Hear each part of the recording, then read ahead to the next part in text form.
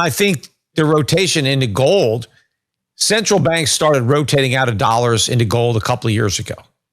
And that transition is ongoing and will accelerate.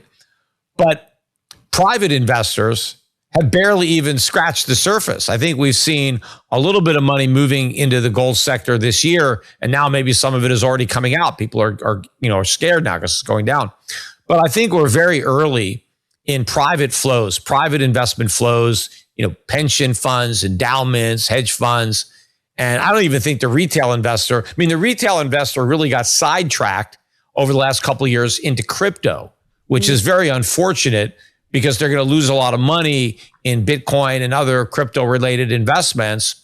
The money that was made in crypto was made by all the people who's cashed out, right? That's how you make money in Bitcoin. You sell yours, right? The people who buy it are going to lose money. And a lot of people over the last couple of years, as foreign central banks were buying gold and the price of gold was doubling, Americans were selling their gold and buying Bitcoin. And now the price of Bitcoin has been cut in half. But those trends are going to continue. But when the public realizes that they bet on the wrong horse, they'll move over to gold. And so that hasn't even started yet. So I think $5,000 gold, now it's $4,800. I think this is cheap. I don't think gold is going to stay under $5,000 for long. So people should be buying it, going and get it at Schiff Gold. Silver's at 75. Silver got up to 120. So it's had a big pullback, but it had a massive breakout. There was a double top just below 50 going back to 1980 and then 2011. And we blew through that. So silver's in a brand new, huge bull market.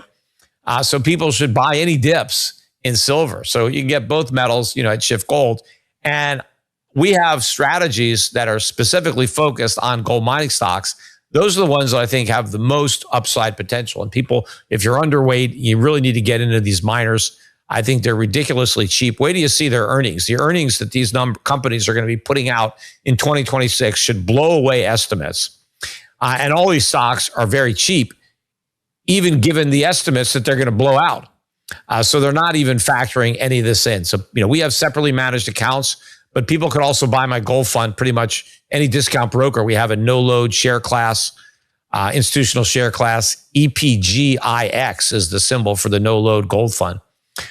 Today would be a great day to buy it. Markets are closed, but, buy it as soon as you can. Well, look, I don't have a target because gold, gold's going to keep rising. Remember, when the Federal Reserve was created in 1913, gold was $20 an ounce. And so you need $5,000 to buy an ounce of gold. Mm-hmm. And an ounce of gold is no different than it was when the Fed was created. What's different is the dollar.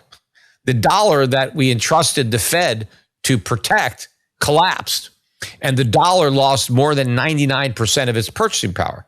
Whereas, when we established the dollar as 20 ounces of gold in the Coinage Act of 1789, gold was $20 an ounce. And in 1913, when the Fed was established, again, it was still $20 an ounce. So when we had a free market and no central bank, the dollar maintained its value, and you could buy an ounce of gold for the same price in 1913 as you could in 1813, right? You had 100 years, the dollar maintained its value. In fact, the price of everything else went way down. So the dollar held its value in terms of gold, but it gained a lot of value in terms of goods and services. But ever since we created the central bank, the dollar has lost more than 99% of its value. So now you need $5,000 to buy the same ounce of gold that you could buy for just $20 before we had a central bank. So that trend is going to continue. As long as we have a central bank, it's going to be debasing the dollar. I just think the rate of decay is going to increase. So gold prices could go to 10,000, 20,000 in the not too distant future, 5-10 years from now. But it's not because gold is changing. It's just because the dollar is losing value. You just need more dollars to buy the same ounce of gold. Well, it would be worse than 2008 if the Fed did the right thing. Mm-hmm. But because it won't do the right thing, because it knows that doing so would create a worse financial crisis than 2008, it won't. And so what's going to happen is not going to look like 2008. It's going to be a different type of crisis. I think it's going to be a US dollar crisis, a sovereign debt crisis, and you're going to have very high inflation. And so I think the real losses that average Americans and investors are going to suffer as a result are going to be greater than the losses that were suffered in 08, 09. And in fact, if you held on, I mean, even if, the stock market got cut in half and you didn't sell anything and you held on, the government bailouts bailed you out. The market came up and made new highs. But this time people are going to get wiped out, and the bailouts or the attempted bailouts will just wipe out what's left. So it's, the government's going to make it worse this time for investors, and all Americans are going to suffer the consequences of these misguided policies. Well, the right thing to do, it would be to stop doing the wrong thing. They have to completely do an about face. Interest rates need to be much, much higher. They have to go higher than they were. The Fed started cutting rates in the summer of 2023. The Fed funds rate was at 5.25. Now it's 3.5. They got to reverse all that. We got to get back above 5. Probably, though, at this point, we probably need to go above 6. But there's no way they're going to do that. They're not going to pull the rug out from under the entire bubble economy. They're not going to crash the housing market. They're not going to crash the stock market. But the alternative is worse. The alternative is that you keep creating inflation. And if you look at the value of the U.S. stock market today, the Dow is worth less than 10 ounces of gold. Now, in 1999, the Dow was worth more than 40 ounces of gold. So you're talking about a 75% decline in the value of stocks, even though the nominal price of stocks has gone up almost fivefold. But in real terms, the stocks have lost value. And that trend is going to accelerate in the years ahead. So I think the Dow can go down to less than 2 ounces of gold in the next 5 to 10 years, which is another 80% drop in real terms. Now, during that same period of time, the Dow might go up. Who the hell knows? But it won't matter if it goes up, because you're not going to be richer. You're going to be poorer, even if you own the Dow.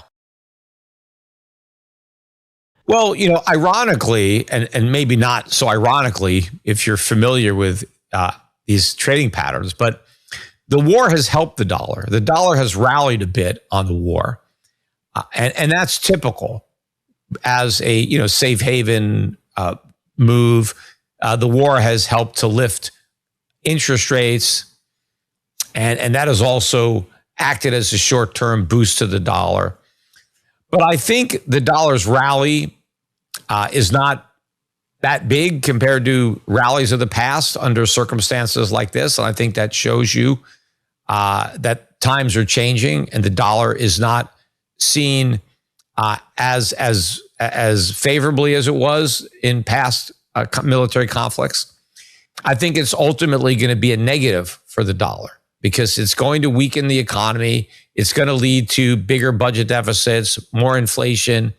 All this is dollar negative. And, it's just another thing that's going to upset the world, something that the United States has caused, because the world is going to be dealing with higher energy prices, higher food prices, the longer this war goes on. And, that they can just blame that on Trump. Meanwhile, Trump has already pissed everybody off with the tariffs, even though the tariffs are paid by Americans, contrary to the claims of Trump and his administration. Americans pay the tariffs, but to the extent that imported goods are a lot more expensive because we have to pay the tariffs in order to import them, that is, bad news for a lot of foreign companies that now sell fewer goods to America. They have to find other customers, and maybe they can't pay as much as we did. And so, yes, it is, a negative for some companies. And, so we pissed off a lot of these companies. These are trading relationships that have been going on. And, I think we've also antagonized people with our threats. Like, Trump was threatening to invade Greenland. I mean, what the hell did Greenland do? Right? Greenland wasn't a threat to anybody. But Donald Trump decided that we needed Greenland. Strategically, we needed to own that real estate. And he said, if we can't get a deal, we're going to send our troops in. We're going to take it by force. Now, he never did that. I think he backed away. But the fact that he even contemplated it out loud, I think, is a big negative, because it gets people to thinking, maybe they'll do it next time. So I think we're losing a lot of our credibility.